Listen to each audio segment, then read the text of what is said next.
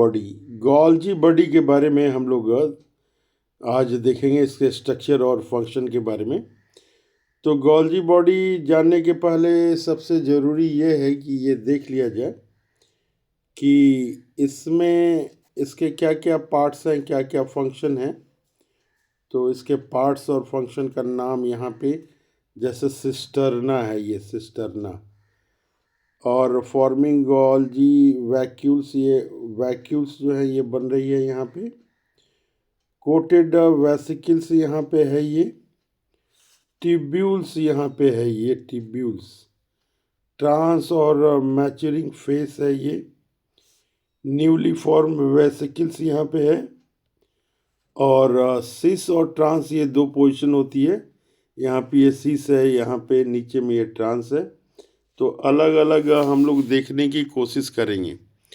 तो डायग्राम के ऊपर कमांड करने के बाद जो है समझने में काफ़ी आसानी होती है। तो सबसे पहले हम लोग कोशिश करेंगे कि डायग्राम के ऊपर कमांड करें हम लोग। तो ये इसकी हो गई एक दूसरी डायग्राम है। यहाँ पे देख रहे हैं हम लोग, सिस्टर्नी है ये, यहाँ पे सिस्टर्नी है। ट्रांस भाग है, सिस भाग है, दो भाग होते हैं। संक्रमण पुटिका है, ल्यूमेन है। तो अलग अलग यहाँ पे हमें दिख जा रही है क्या क्या चीज़ें हैं। तो यहाँ पे हम लोग देखते हैं, ये स्रावी पुटिकाएँ हैं, ये स्रावी पुटिकाएँ हैं। ये ट्रांस भाग है। गोल्जी में जो है दो भाग होते हैं, एक सिस भाग होता है, एक ट्रांस भाग होते हैं। संक्रमण पुटिका है, यहाँ पे नई पुटिकाओं का निर्माण हो रहा है। हम लोग जैसे ये समझ सकते हैं कि ये ट्यूब्यूल्स हैं, यहाँ पे ये ट्यूब्यूल्स हैं। बहुत सारे ट्यूब्यूल्स एक दूसरे के ऊपर आ जा रही हैं। तो ये नीचे वाला ट्यूब्यूल्स क्या होगा, दब जाएगा तो ये ऐसे निकल जाएगा, ये दब जाएगा तो ये ऐसे निकल जाएगा। तो ये यहाँ पे ये देखिए, इस तरह से ये निकल गई हैं अलग अलग स्रावी पुटिकाएँ, वेसिकल्स ये बन गई हैं यहाँ पे। तो ऊपर से ट्यूब्यूल्स आते जाती है, नीचे से दबता जाता है। तो ये जो है ना निकल के अलग हो जाता है, ये इस तरह से ये वेसिकल्स अलग हो जाती हैं। नई पुटिकाओं का निर्माण, वेसिकल्स का निर्माण हो रहा है। देखिए ये दब गई हैं, बहुत सारी ट्यूब्यूल्स हैं यहाँ पे, ये ट्यूब्यूल्स हैं। तो इसके किनारे का भाग, जैसा कि मैंने इस डायग्राम में बताया आपको, कि नलिकाएँ एक दूसरे के ऊपर आती जाती हैं। तो ये इस तरह से ये वेसिकल्स का निर्माण होता जाता है। तो दो चार डायग्राम हम लोग देखने की कोशिश करते हैं, क्या क्या डायग्राम है। यहाँ पे देखिए, यहाँ पे इस डायग्राम में भी दिखा रहा है, एक ट्रांस फेज है, यहाँ पे हम लोग को दिख रहा है ट्रांस फेज। तो ट्रांस फेज हम लोग को दिख रहा है, यहाँ पे एक सिस दिख रहा है। तो दो चीज़ें होती हैं, ट्रांस स्टेज होती है। नलिकाएं देखिए एक दूसरे के ऊपर ये आती गई और नीचे पे यहाँ पे भार पड़ता गया, ये वेसिकल्स यहाँ पे ये बनती गई, यहाँ पे वेसिकल्स ये बनती गई। तो transfer vesicles from rough endoplasmic reticulum, यहाँ देखिए ये ल्यूमेन है और ये गोल्जी सैक यहाँ पे ये है। Secretory vesicle leaving the trans region. तो इस तरह से डायग्राम है। डायग्राम में कमांड करने के बाद जो है, यहाँ देखिए स्रावी पुटिकाएँ यहाँ पे बनी हुई हैं। इस डायग्राम में भी देख रहे हैं हम लोग, स्रावी पुटिकाएँ बनी हुई हैं। ये ट्रांस भाग है, एक भाग जो है इसका सीस भाग होता है। बहुत सारी नलिकाएँ जो है ट्यूब्यूल से एक दूसरे के ऊपर जो है ये हैं, और नीचे वाले ट्यूब्यूल्स पे ये भार पड़ रहा है। तो ये वेसिकल्स जो है ये अलग हो जा रही है, स्रावी पुटिकाएँ ये अलग हो जा रही हैं। नई देखिए यहाँ पे ये नई वेसिकल्स का निर्माण हो रहा है, नई पुटिकाओं का निर्माण, फिर यहाँ से ये अलग हो गई। तो संक्रमण पुटिका है ये। इस तरह से हम लोग डायग्राम के ऊपर कमांड करेंगे। एक बार डायग्राम के ऊपर कमांड करने के बाद फिर जो है गोल्जी बॉडी का, यहाँ पे देखिए, यहाँ पे दोबारा यहाँ पे एक डायग्राम आ गया। ये गोल्जी बॉडी का डायग्राम है। ये सिस फेस है और एक ट्रांस फेस है। यहाँ पे ये सेक्रेटरी वेसिकल्स यहाँ पे जो ये हैं आपके ल्यूमेन है, एक दूसरे के ऊपर ये हैं। तो भार पड़ता है तो ये नीचे से ये ऐसे निकल जा रही हैं, ये निकल जा रही है। सेक्रेटरी वेसिकल्स हैं, ये देखिए सेक्रेटरी वेसिकल्स हैं, ये ल्यूमेंस है, बहुत सारे ल्यूमेन एक दूसरे के ऊपर पड़े रहते हैं, तो यहाँ से ये आपकी सेक्रेटरी वेसिकल्स जो हैं निकलती हैं। अब हम लोग देखते हैं इसके ऊपर हम लोग देख अब गोल्जी बॉडी के ऊपर आ जाते हैं। ये देखते हैं इसके बारे में थोड़ी सी लिटरेचर देख रहे हैं क्या लिखा हुआ है। तो ये गोल्जी काय, हिंदी में इसको कहते हैं हम लोग गोल्जी काय। हिंदी में इसे क्या कहते हैं? हिंदी में इसे कहते हैं गोल्जी काय। तो ये गोल्जी काय है, इसको अंग्रेजी में गोल्जी बॉडी कहते हैं। इसकी खोज किसने की थी? किसने की थी इसकी खोज? कैमिलो गोल्जी ने किया था। कहाँ के रहने वाले थे? कैमिलो गोल्जी इटली के रहने वाले थे, नामक वैज्ञानिक ने की थी। यह सूक्ष्म नलिकाओं का बना होता है, ट्यूब्यूल्स का बना होता है। आपने देखा ये क्या चीज़ का बना होता है? ये जो है एक नलिका है, फिर इसके ऊपर एक दूसरी नलिका आई, फिर इसके ऊपर एक तीसरी नलिका आई, चौथी नलिका आई, इस तरह से। तो ये नीचे वाले में दबाव पड़ा और यहाँ से ये गोल होके ये अलग अलग निकल गया, ये अलग जो है वैसे के लिए निकल गया यहाँ पे। तो इस तरह से इसका निर्माण होता है। सूक्ष्म नलिकाएं ट्यूब्यूल्स हैं ये, समूह होता है ये, और थैलियों का बना होता है। तो डायग्राम हम लोगों ने पहले देखा। इस अब बता रहा है ये कि गोल्जी कॉम्प्लेक्स में कोशिका द्वारा संश्लेषित प्रोटीन, कोशिका जो है सेल जो है क्या करती है? ये संश्लेषित करती है, निर्माण करती है। क्या चीज़ का करती है? प्रोटीन का करती है। और क्या करती है? अन्य पदार्थों का निर्माण करती है। पदार्थों गोल्जी कॉम्प्लेक्स में कोशिकाओं द्वारा संश्लेषित प्रोटीन व अन्य पदार्थ की पुटिकाओं के रूप में पैकिंग की जाती है। जो निर्माण हुआ है उसको क्या कर रहा है? पैकिंग की जाती है, पैकिंग होता है, उसमें भरता है। कह रहा है कि ये पुटिकाएं, वेसिकल्स जो हैं जिसमें सामान भरा हुआ है गोल गोल, गंतव्य माने जहाँ जाना है, गंतव्य स्थान जहाँ उसको जाना है, उस पदार्थ को पहुँचा देती है। गोल वेसिकल्स में ये पैक हो गया तो ये उसको पहुँचा देती है।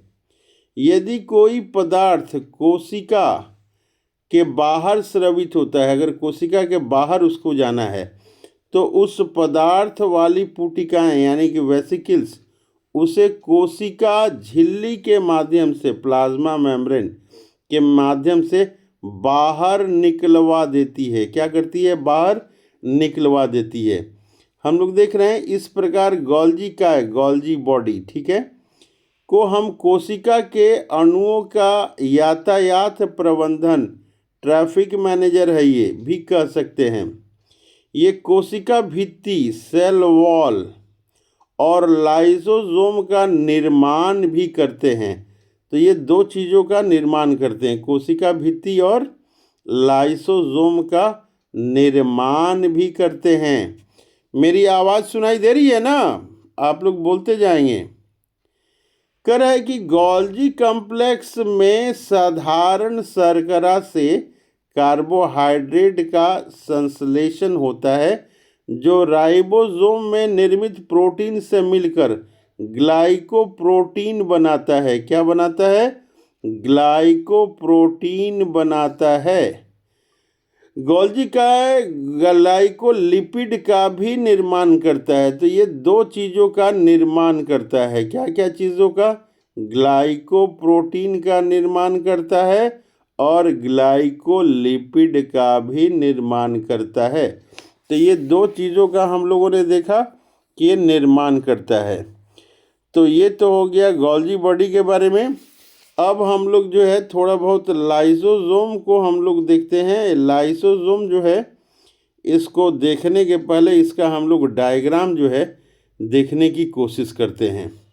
इसका डायग्राम हम लोग देखने की कोशिश करते हैं तब लाइसोसोम के बारे में आगे हम लोग पढ़ेंगे।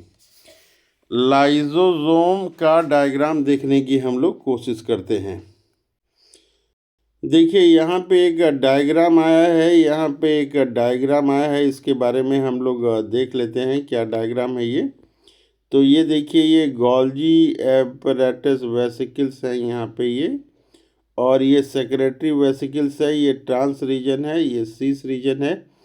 तो यहाँ पे हम लोग देख रहे हैं कि ये जो वेसिकल्स यहाँ पे ये फॉर्मेशन हो रही है, यहाँ पे ये अलग हो रहा है। कराइकरी primary lysosome formed by pinching off from Golgi apparatus, ये गोल्जी एपरेटस का से निर्माण हो रहा है। सेकेंडरी वेसिकल्स वगैरह यहाँ पे ये दिखा रहा जा रहा है। कह रहा है कि उसके बाद जो है फॉर्मेशन ऑफ सेकेंडरी लाइसोसोम होता है।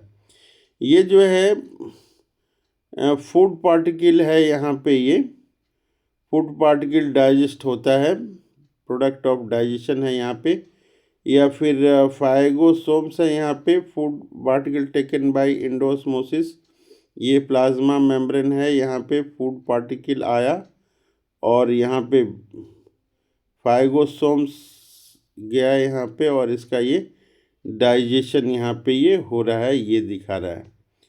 तो यहाँ पे मैं ये बताने की कोशिश कर रहा हूँ कि ये गोल्जी बॉडी से ही ये जो है प्राइमरी लाइसोसोम आ रहा है, जो कि फूड के डाइजेशन में मदद कर रहा है। तो इस तरह से हम डायग्राम के ऊपर कमांड करेंगे। यहाँ पे ये डायग्राम फिर दिखा रहा है, showing a different phases of lysosome.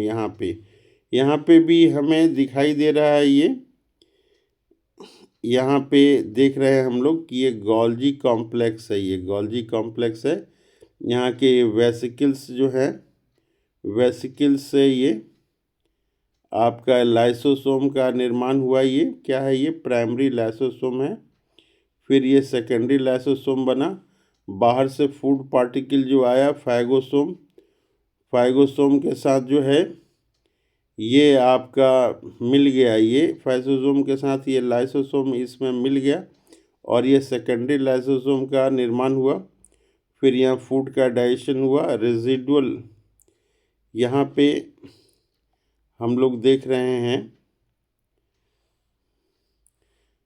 यहाँ पे देखा जाए ये डायग्राम, रेजिडुअल बॉडीज़ जो है ये फिर बाहर निकल गई डाइजेशन होने के बाद, और फिर जो है ये प्राइमरी लाइसोसोम है यहाँ पे, ये यहाँ पे या तो यहाँ पे जा रहा है, ये इस डायरेक्शन में अगर जा रहा है तो यहाँ पे अगर दूसरे साइड पे जाना है तो ये इस तरह से ये बाहर जाके उसको डाइजेस्ट कर सकता है। यहाँ पे फूड पार्टिकल को ये डाइजेस्ट किया है, लाइसोसोम इसके साथ ये दोनों आपस में मिल गए हैं यहाँ पे, और जो डाइजेस्टिव का जो बचा हुआ है रेसिडुअल बॉडी, वो सेल से बाहर चला जा रहा है। तो ये डायग्राम हम लोगों ने देखा, और हम लोग डायग्राम देखते हैं यहाँ पे। ये डायग्राम में हमें दिखा रहा है कि ये कैसे जो है यहाँ पे यहाँ पे देख रहे हैं हम लोग कि ये जो है बनाया हुआ है कूटपाथ, सीडोपोडिया इसको बोल रहे हैं। इसके द्वारा कोई अगर भोज्य पदार्थ आ रहा है, कोई भी भोज्य पदार्थ अगर आया तो वो सीडोपोडिया से क्या आ गया, भीतर चला गया। फाइगोसाइटोसिस इसको हम लोग बोलते हैं। ये लाइसोसोम है यहाँ पे, ये लाइसोसोम। तो ये जो फूड वैक्यूल्स आई थी उसके साथ में लाइसोसोम जो है दोनों एक साथ हो जा रहा है, और ये फूड का डाइजेशन ये कर दिया, ये डाइजेशन कर दिया। डाइजेशन होने के बाद जो है जो भी रेसिडुअल बॉडी हैं वो क्या हो जाएंगी, ये बाहर चली जाएंगी। तो अवशिष्ट पदार्थों का निष्कासन ये हो जा रहा है। तो हम लोग देख रहे हैं यहाँ पे कि लाइसोसोम जो है किस तरह से लाइसोसोम का ये निर्माण हो रहा है, और उसका जो है कार्य क्या है, कैसे डाइजेशन ये करता है। एक दो डायग्राम और देखने की कोशिश करेंगे हम लोग। इस डायग्राम में लाइसोसोम हमें नहीं लग रहा है कि कहीं पे है, कहीं नहीं दिख रहा है। ये दूसरा डायग्राम देखेंगे हम लोग, यहाँ पे भी नहीं दिख रहा है। तो ये लाइसोसोम का ये डायग्राम एक ये है, दूसरा डायग्राम है ये, तीसरा डायग्राम है लाइसोसोम से रिलेटेड, और ये भी आपका जो है लाइसोसोम से रिलेटेड है डायग्राम। यहाँ देखिए लाइसोसोम के यहाँ पे डायग्राम बना हुआ है कि लाइसोसोम जो है भीतर, लाइसोसोम के भीतर जो लिक्विड होता है उसको मैट्रिक्स कहते हैं, और लाइसोसोम में जो है मेम्ब्रेन ट्रांसपोर्ट प्रोटीन होती है। इसके अलावा क्या बता रहा है ये, इसके अलावा बता रहा है कि लाइसोसोम में सबसे बाहर की ओर क्या होती है, एक प्लाज्मा मेम्ब्रेन होती है, और इसके भीतर हाइड्रोलाइटिक ये एंजाइम्स होते हैं। तो ये एक डायग्राम मिला हम लोग को देखने के लिए। लाइसोसोम यहाँ पे ये दिखा रहा है, ये इस तरह का डायग्राम है। तो लाइसोसोम जो है यहाँ पे ये एक और डायग्राम है। तो हम लोगों ने देख लिया है इसके बारे में। एक बार और देख लेते हैं हम लोग कि फूड पार्टिकल जो है ये भीतर आया, सेल के भीतर आया, ये यहाँ पे फूड वैक्यूल्स में ये चला गया। इस प्रोसेस को फैगोसाइटोसिस कहते हैं। लाइसोसोम है, देख लिया कि फूड आ गया, फूड आ गया तो इसके साथ में ये जाके मिल जाता है और इसको डाइजेस्ट करा देता है। इसको क्या करता है, डाइजेस्ट करा देता है। डाइजेस्ट करने के बाद जो वेस्ट प्रोडक्ट है उसको जो है ये बाहर निकाल देता है। उसको क्या करता है, अवशिष्ट पदार्थों का निष्कासन करा देता है। तो इस तरह का हम लोगों ने देखा कि निर्माण गोल्जी बॉडी से होता है और कार्य जो है इसका क्या है, डाइजेशन करने का है। अब हम लोग जो है ये देखने के बाद हम लोग देखते हैं यहाँ पे इसके लिटरेचर के बारे में देखने की कोशिश करते हैं हम लोग। लाइसोसोम का कह रहा है कि lysosome lysosome lysosome lysosome lysosome देखिए लाइसोसोम जो है, लाइसोसोम हम लोग लिखते हैं लाइसोसोम लेकिन पढ़ते हैं लाइसोसोम। तो इसके बारे में कन्फ्यूजन आपको नहीं होनी है। कह रहा है कि इसकी खोज किसने की, बोलिए, इसकी खोज किसने की, लाइसोसोम की। तो डी डूबे नामक वैज्ञानिक ने की, डी डूबे। यह कैसा होता है लाइसोसोम, बोलिए, आपकी भी आवाज़ आनी चाहिए। सारा चीज़ दिख रहा है कैसा होता है। यह सूक्ष्म होता है, माइक्रो होता है, छोटा होता है। कैसा होता है, गोल होता है। एक हरी झिल्ली होती है, सिंगल झिल्ली से घिरी थैली जैसी स्ट्रक्चर होती है। इसका निर्माण संवेष्टन विधि द्वारा होता है। विधि द्वारा, किसके द्वारा होता है, गोल्जी काय में होता है।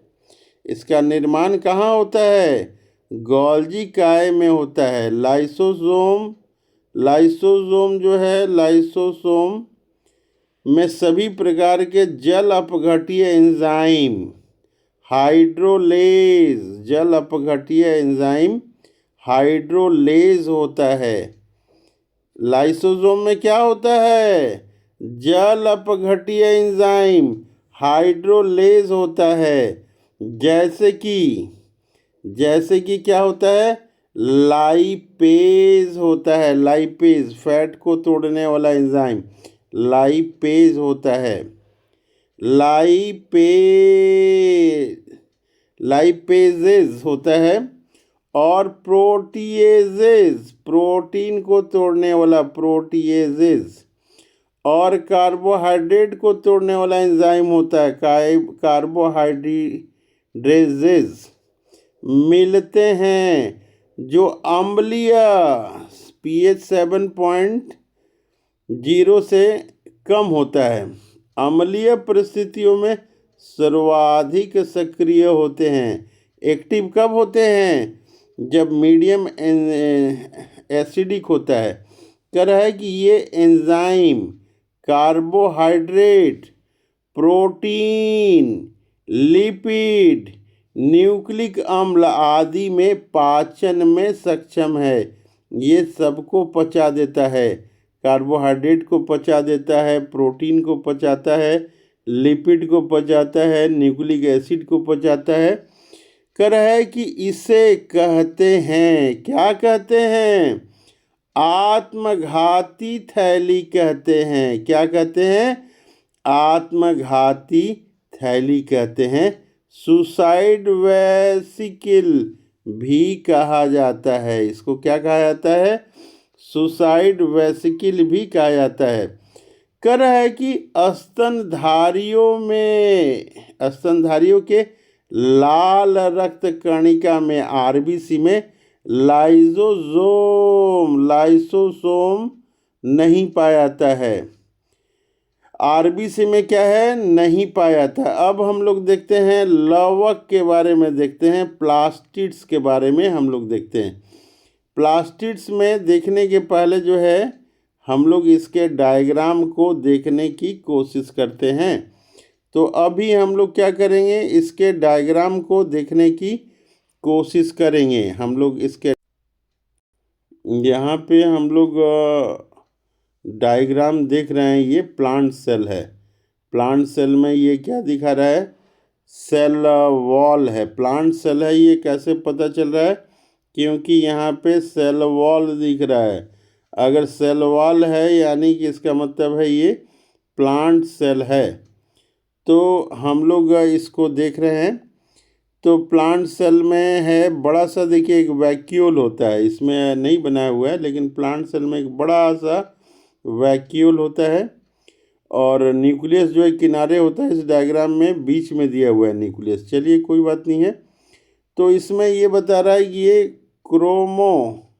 क्रोमोप्लास्ट है। क्रोमोप्लास्ट है यहाँ पे ये दिखा रहा है क्रोमोप्लास्ट। तो हम लोग देख रहे हैं और डायग्राम इसके देखने की कोशिश करते हैं। यहाँ देखिए और डायग्राम हमें दिख रहा है। यहाँ पे राइबोसोम यहाँ पे दिखाई दे रहा है कि हरित लवंग की परास संरचना। देखिए ये डायग्राम अच्छा है। ये जो है थैली न्यूमा एक प्लेट लाइक स्ट्रक्चर होता है, ऐसे प्लेट लाइक। इसमें राइबोसोम जो हैं होते हैं और ये डबल मेम्ब्रेन होती है। ये क्या होती है? ये डबल मेम्ब्रेन स्ट्रक्चर ऐसे होती है। और इसके भीतर जो पाया जाता है लिक्विड, उसको स्ट्रोमा बोलते हैं। और छोटे छोटे जो है डिस्क लाइक स्ट्रक्चर ये यहाँ पे ऐसे होते हैं। बहुत सारे डिस्क लाइक स्ट्रक्चर होते हैं, आपस में सभी जुड़े होते हैं। ऐसे ये डिस्क लाइक स्ट्रक्चर हैं। इसको थाइलेकॉइड बोलते हैं, थाइलेकॉइड। ये देखिए ये बाहरी मेम्ब्रेन है, एक आंतरिक मेम्ब्रेन है। इसमें डीएनए भी पाया जाता है। इसमें डीएनए भी पाया जाता है। राइबोसोम देखिए इसमें पाया जाता है। तो ये हरित लवंग की परा संरचना है। तो ये थाइलेकॉइड जो है इसमें इम्पॉर्टेंट है। और आगे हम लोग एक दो डायग्राम देखने की कोशिश कर रहे हैं। देखिए यहाँ बताया है यहाँ पे कि हरित लवक जो है, लवक जो है प्लास्टिड कितने तरह के हैं? तो एक हरित लवक है, एक वर्णी लवक है और एक वर्णी लवक है। क्लोरोप्लास्ट, ल्यूकोप्लास्ट और क्रोमोप्लास्ट है। ये 3 तरह के हैं अलग अलग। तो 3 तरह के हैं, हम लोग को दिखाई दे रहा है। यहाँ पे प्लास्टिड्स यहाँ पे हम लोग देख रहे हैं। यहाँ पे ये प्लास्टिड्स जो हैं तो यहाँ पे ये दिखाई दे रहा है। क्रोमोप्लास्ट है, क्लोरोप्लास्ट है और ल्यूकोप्लास्ट है। इटियोप्लास्ट आपका होता है वो प्रोप्लास्टिड्स, यहाँ प्रोप्लास्टिड्स हैं। और माइलोप्लास्ट, इलियोप्लास्ट और प्रोटीनोप्लास्ट ये अलग अलग तरह के हैं। लवक के प्रकार देखिए यहाँ पे हम लोग देख रहे हैं क्या क्या हैं। इटियोप्लास्ट हैं, क्रोमोप्लास्ट है, क्लोरोप्लास्ट है, ल्यूकोप्लास्ट है, एमाइलोप्लास्ट है, इलियोप्लास्ट है, प्रोटीनोप्लास्ट है। तो ये लवक के अलग अलग प्रकार देख रहे हैं हम लोग। प्लास्टिड्स जो हैं यहाँ पे हम लोग देख रहे हैं। ये प्रोप्लास्टिस्ट होता है। जब प्लास्टिड बनता है वो प्रोप्लास्टिड होता है। फिर क्लोरोप्लास्ट में वो कन्वर्ट्स होता है क्रोमोप्लास्ट में कन्वर्ट हो सकता है, इलियोप्लास्ट में हो सकता है, एमाइलोप्लास्ट में हो सकता है,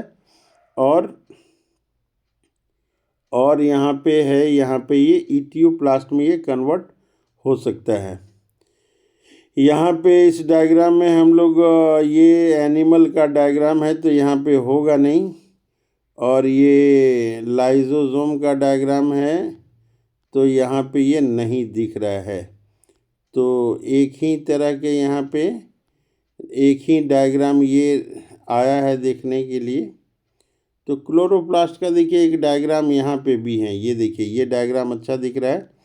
यहाँ पे देखिए इसके भीतर जो लिक्विड होता है इसको स्ट्रोमा बोलते हैं। ये थाइलेक्वाइड स्पेस है यहाँ पे ये दिखाया है, स्टार्च की ग्रैन्यूल है, राइबोसोम है यहाँ पे, और क्लोरोप्लास्ट का डीएनए है यहाँ पे, ये डीएनए है, ये देखिए ये डीएनए है। लैमिला है यहाँ पे, ये इनर मेम्ब्रेन है, इसमें 2 मेम्ब्रेन होती है, ये इंटरमीडिएट स्पेस है, ये आउटर मेम्ब्रेन है, और ये थैलेक्वाइड है। थैलेक्वाइड से ग्राना बनता है, इस बात पे हम लोग को ध्यान देना है। फिर ये देखिए ये डायग्राम भी अच्छा है। यहाँ पे ये बता रहा है कि एक जो है ये इनर साइड की ये मेम्ब्रेन है, ये आउटर साइड की मेम्ब्रेन है, इसमें जो लिक्विड है इसको स्ट्रोमा बोलते हैं। थैलेक्वाइड का ये ल्यूमेन बता रहा है, ये थैलेक्वाइड का मेम्ब्रेन बता रहा है।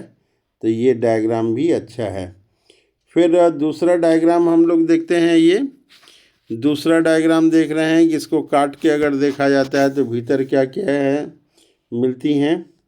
तो यहाँ पे देखिए जो लिक्विड है उसको स्ट्रोमा बोलते हैं, लिक्विड को क्या बोलते हैं, स्ट्रोमा बोलते हैं, लिक्विड को स्ट्रोमा बोलते हैं, लिक्विड को क्या बोलते हैं, स्ट्रोमा।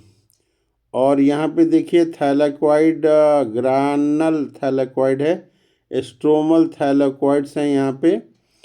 और यहाँ पे ये दिखा रहा है डीएनए है, न्यूक्लियोइड बोलते हैं उसको, राइबोसोम है यहाँ पे, प्लास्टोग्लोबुलिन है, स्टार्च के ग्रैन्यूल हैं। और इसके अलावा क्या है यहाँ पे हम लोग देख रहे हैं, इसके अलावा आउटर मेम्ब्रेन हम लोग को दिख रहा है, इंटरमीडिएट स्पेस दिख रहा है, इनर मेम्ब्रेन दिख रहा है, और ये ग्रानम दिख रहा है। इम्पॉर्टेंट है ये थैलेक्वाइड का स्पेस दिख रहा है, और थैलेक्वाइड का ये मेम्ब्रेन दिख रहा है। बहुत ही सुंदर डायग्राम है ये।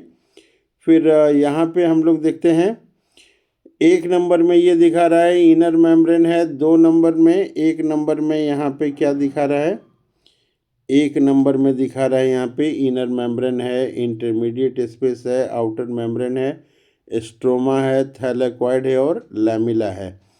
तो ये सारी चीज़ें जो हैं हम लोग को दिख रहा है यहाँ पे। ये और सुंदर, अति सुंदर डायग्राम है। इस डायग्राम को हम लोग देखने की कोशिश करते हैं। तो सबसे पहले क्या है इस डायग्राम में, यहाँ पे हम लोग देख रहे हैं आउटर मेम्ब्रेन है। क्या है ये, आउटर मेम्ब्रेन है, इनर मेम्ब्रेन है, ल्यूमेन है, थैलेक्वाइड है, इंटरमीडिएट स्पेस है, और यहाँ पे ग्रैनम है, ग्रैनम, और जो लिक्विड पाया जाता है उसको स्ट्रोमा कहते हैं, और ये थैलेक्वाइड हमें दिख रहा है। तो ये बेसिक स्ट्रक्चर करने के बाद जो है हम लोग फिर इसके अब देखिए प्लास्टिड जो है इसका टेस्ट आ गया। प्लास्टिड को क्या कहते हैं, लवक कहते हैं। ये कहाँ पाए जाते हैं प्लास्टिड, बोलिए कहाँ पाए जाते हैं ये प्लास्टिड। तो ये बता रहा है कि केवल पादप कोशिका में पाए जाते हैं, प्लांट सेल में पाए जाते हैं। कितने प्रकार के होते हैं, 3 प्रकार के होते हैं। पहला क्या है, हरित लवक, जिसको क्या कहते हैं, क्लोरोप्लास्ट। दूसरा है अवर्णी बिना रंग के लवक, इसको ल्यूकोप्लास्ट कहते हैं। वर्णी कलर वाला लवक, इसको क्रोमोप्लास्ट कहते हैं। तो मोटा मोटी 3 तरह के जो है ये मेन 3 तरह के होते हैं। अब हम लोग देखते हैं हरित लवक के बारे में। इसको अंग्रेजी में क्या कहते हैं? क्लोरोप्लास्ट कहते हैं। क्लोरो। ये किस रंग का होता है? हरे रंग का होता है, क्योंकि इसके अंदर एक हरा पदार्थ पर्णहरित पाया जाता है। पर्णहरित, जिसको क्या कहते हैं? क्लोरोफिल कहते हैं। इसी की सहायता से पौधा जो है प्रकाश संश्लेषण करता है, फोटोसिंथेसिस करता है और क्या बनाता है? भोजन बनाता है। इसलिए हरित लवंग को पादप कोशिका की रसोई घर भी कहते हैं। इसमें और क्या पाया जाता है? राइबोसोम पाया जाता है। कह रहा है कि इम्पोर्टेंट पॉइंट में बता रहा है कि पत्तियों का रंग पीला पीला उसमें कैरोटीन के निर्माण होने के कारण होता है। पीला जो पत्तियां पड़ती हैं, कैसे पीला पड़ती हैं? पत्तियां पीला अगर पड़ जा रही हैं, यानी कि उसमें क्या है? कैरोटीन का निर्माण होने लगा है। अब हम लोग देखते हैं अवर्णी लवक। अवर्णी लवक को इंग्लिश में क्या कहते हैं? ल्यूकोप्लास्ट कहते हैं। क्या कहते हैं? ल्यूकोप्लास्ट कहते हैं। अवर्णी लवक को अंग्रेजी में क्या कहते हैं? ल्यूकोप्लास्ट कहते हैं। कह रहा है कि यह एक रंगहीन लवक है, प्लास्टिड है, कलरलेस प्लास्टिड है। यह पौधों के उस भाग में पाया जाता है जो सूर्य के प्रकाश से वंचित हैं, जहाँ सूर्य के प्रकाश नहीं पहुँच रही है। जैसे जड़ों में, भूमिगत तनों आदि में ये भोज्य पदार्थों का संग्रह करने वाला लवक है। ये क्या करता है? ल्यूकोप्लास्ट क्या करता है? स्टोरेज ऑफ फूड करता है।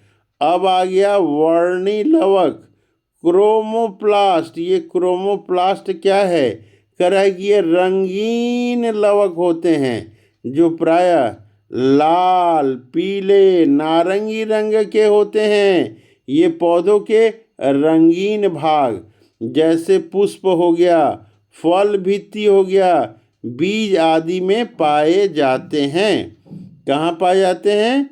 बीज आदि में पाए जाते हैं। कह रहा है कि वर्णी लवक के अन्य उदाहरण में, वर्णी लवक के अन्य उदाहरण में कह रहा है कि टमाटर में क्या पाया जाता है? लाइकोपेन पाया जाता है। गाजर में क्या पाया जाता है? कैरोटीन पाया जाता है। चुकंदर में क्या पाया जाता है? बीटानीन पाया जाता है।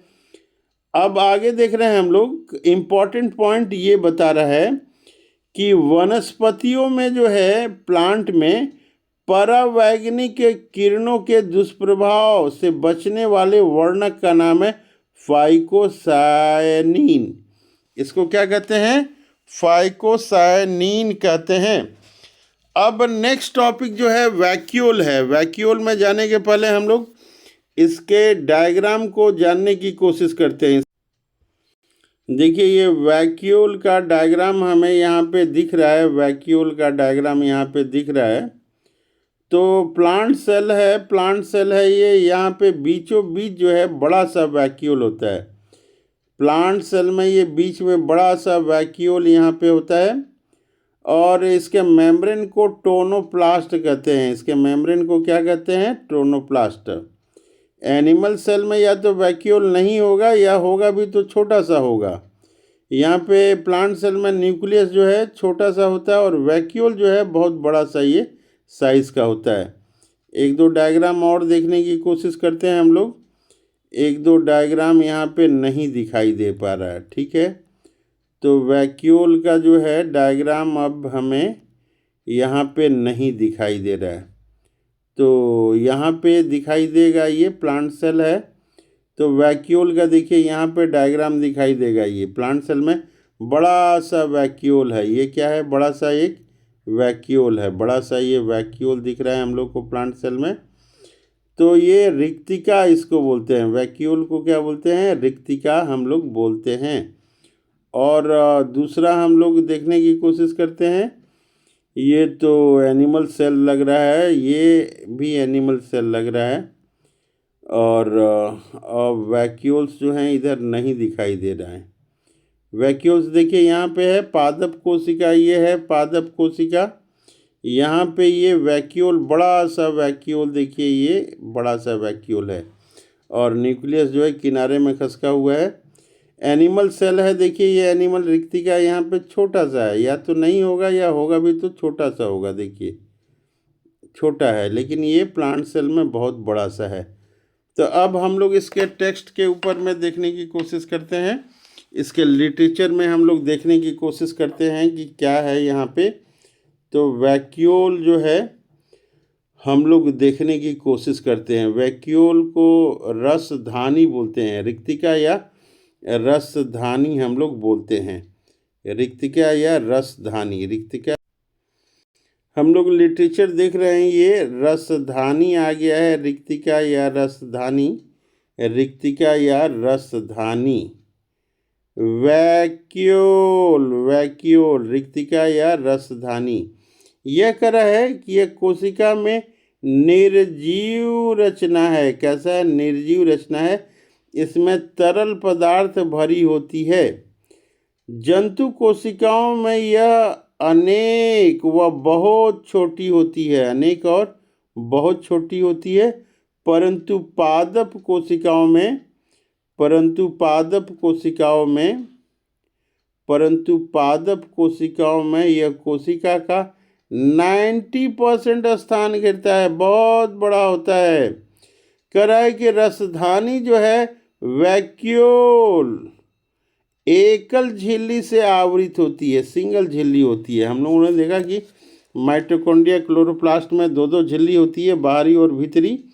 इसमें एकल झिल्ली से आवृत होती है, जिसे क्या कहते हैं? टोनोप्लास्ट कहते हैं। वैक्यूल को, झिल्ली को टोनोप्लास्ट। करे अमीबा में संकुचनशील रसधानी उत्सर्जन के लिए महत्वपूर्ण है। अमीबा में कॉन्ट्रैक्टाइल वैक्यूल होता है, कॉन्ट्रैक्टाइल वैक्यूल, उसको संकुचनशील रसधानी कहते हैं। ये क्या चीज़ का काम करता है? उत्सर्जन में महत्वपूर्ण भूमिका निभाता है। तो ये हम लोगों ने रसधानी के बारे में देखा। अब नेक्स्ट हम लोग केंद्रक के बारे में देखेंगे, न्यूक्लियस के बारे में देखने की कोशिश करेंगे।